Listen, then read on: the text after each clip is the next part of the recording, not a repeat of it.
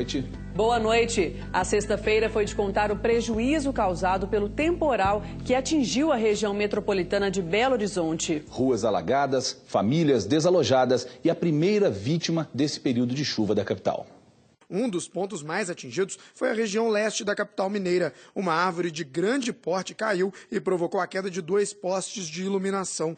4 carros foram atingidos e parte do bairro Santa Inês ficou sem luz. Quem presenciou a chuva viveu momentos de pânico. Foi difícil, você ver tombando tudo, iafo tombando, caindo em cima de carro, não, um desespero.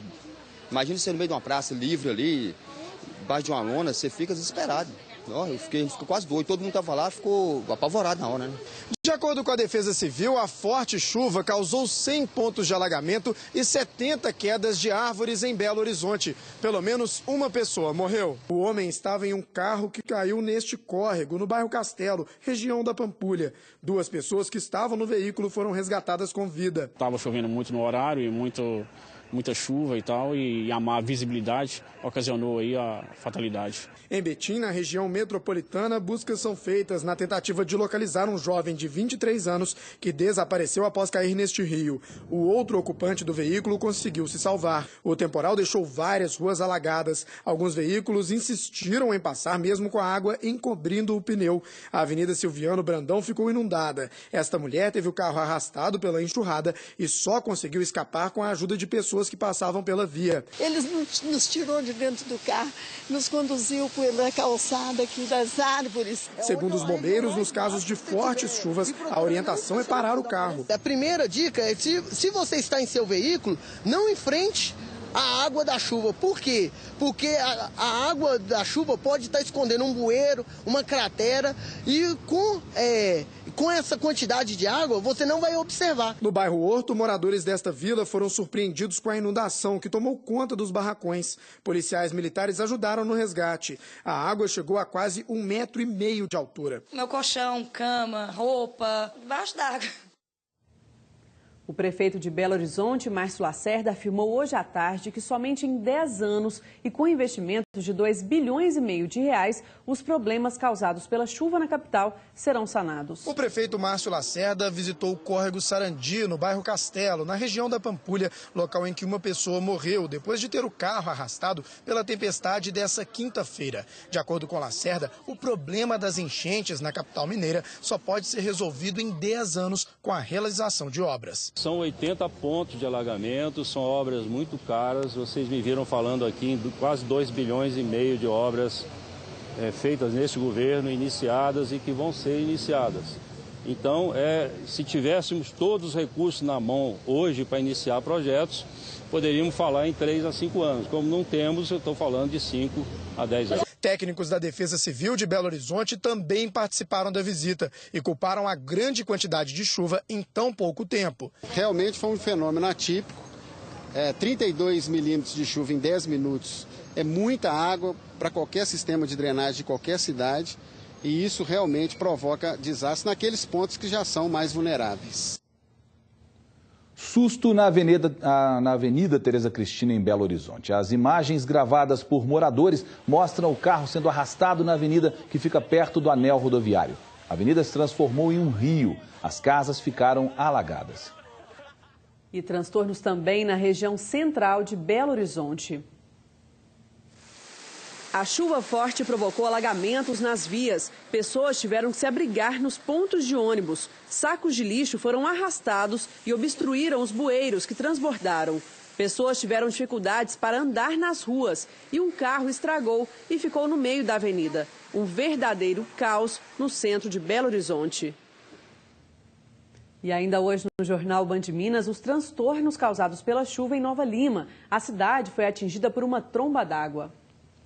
Caso Bruno, negado o pedido para que o ex-padrasto do goleiro seja ouvido no julgamento. A decisão é da juíza Marixa Rodrigues por não haver tempo hábil para o acolhimento do pedido. O jogador e mais 4 réus vão à júri popular a partir desta segunda-feira por sequestro e suposta morte de Elisa Samúdio. Segundo Francisco Simin, que é um dos advogados de Bruno, Timóteo está preso em Governador Valadares sob a acusação de tráfico de drogas. O padrasto disse que Elisa foi para a Bolívia em julho de 2010.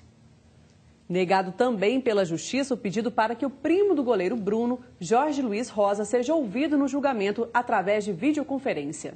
O pedido foi feito pelo promotor Henri Wagner Vasconcelos. A juíza Marixa Rodrigues justifica sua decisão dizendo que o promotor havia substituído a testemunha por outra.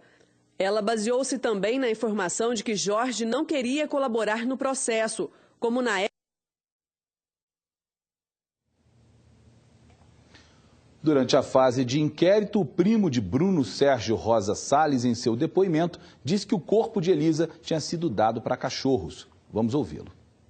Entrou na garagem do cara, a casa dele dentro do lote, lá atrás tinha um canil. Disse que no canil tinha 2 cachorros. Aí só que chegou lá... Qual cara os cachorros? O Rottweiler. Rottweiler?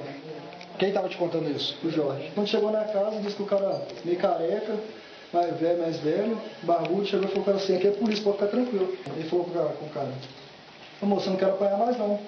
Disse que ele falou pro cara assim, você não vai apanhar, você vai morrer. Disse que ele foi dar a gravata nela.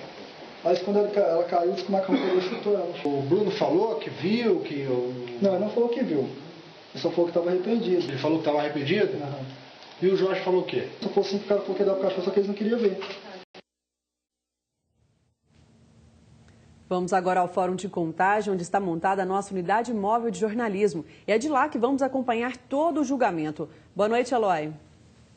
Boa noite, Monique. Boa noite, Luiz. Boa noite a todos do Band Minas. Olha, já está tudo pronto aqui, tudo montado para essa cobertura do julgamento que já é considerado o mais importante da história da Justiça Mineira. E a Polícia Militar montou um esquema especial para dar segurança a quem vai participar do julgamento e quem vai trabalhar também no entorno. Ao meu lado aqui, o Tenente Coronel José Antônio da Silva, que é comandante do 18º Batalhão. Boa noite, comandante. Em relação ao esquema que foi montado, como é que a Polícia Militar está se preparando para esse julgamento? Boa noite a todos. A Polícia Militar está com um esquema especial montado exclusivamente para manter a segurança do fórum durante todo o processo de julgamento do goleiro Bruno. São empregados basicamente 50 policiais militares diariamente, fazendo a segurança do Tribunal do Júri, do interior do fórum e também todo o entorno do fórum, né, do fórum de Contagem. Agora, em relação, coronel, às pessoas que porventura tenham que vir ao Fórum de Contagem para resolver algum problema, ou mesmo quem mora no entorno, qual é a orientação da Polícia Militar? Basicamente, além do julgamento do Bruno, né, o Fórum vai desenvolver as suas atividades normalmente, né, os julgamentos, as audiências estarão ocorrendo normalmente aí. Contudo, somente terão acesso ao interior do fórum as pessoas que realmente comprovarem a sua necessidade, né, de realmente estar ali no interior do fórum. Então, ela deverá estar comprovando através de documentação, através de seus documentos, né, que tem a necessidade de estar participando de alguma audiência no interior do fórum.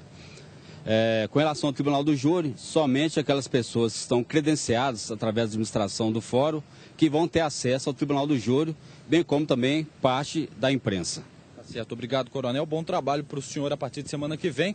E é bom que se diga que algumas ruas que dão acesso ao Fórum de Contagem serão interditadas e terão o seu trânsito alterado a partir de segunda-feira. Nós voltamos com vocês. Obrigado, Eloy. A mãe de Elisa Samúdio, Sônia Moura, desembarca em Belo Horizonte neste fim de semana. A equipe da Band falou com ela sobre o julgamento em Campo Grande. Ela mora na cidade junto com Bruninho, filho de Elisa, com o jogador. É ao lado do neto Bruninho que Sônia aguarda o julgamento dos 5 acusados de envolvimento no sumiço e possível morte da filha Elisa Samúdio. A partir de segunda-feira, ela vai ficar frente a frente com o jogador, que para o Ministério Público é o mandante do assassinato da modelo. Sem esperança de que a filha esteja viva, Sônia espera apenas por justiça. Condenação e que algum réu se comova, que fala, que Deus toque no coração deles e dê o corpo da minha filha. Apesar da vontade de poder enterrar a filha, Sônia não acredita que os réus vão falar a verdade durante o julgamento. Mentiras eu tenho certeza que vou ouvir, não vão ser poucas, né? O julgamento deve durar entre 2 e 3 semanas. Neste período, 7 jurados vão ouvir as testemunhas e o debate entre defesa e acusação. Enquanto a promotoria diz que Elisa foi assassinada, os advogados dos réus questionam a existência de indícios de crime. o goleiro Bruno, o braço direito dele, Luiz Henrique Romão, o ex-policial Marcos Aparecido dos Santos, que seria o executor de Elisa Samúdio, a ex-mulher de Bruno, Daiane Rodrigues, e a ex-namorada, Fernanda Gomes, vão à júri popular. A seguir, goleiro Bruno quer ir a julgamento de terno. E parte de Nova Lima fica debaixo d'água. Essas são imagens de BH, ao fundo da Serra do Curral. Nós voltamos já já. Agora são 7 horas e 1 minuto.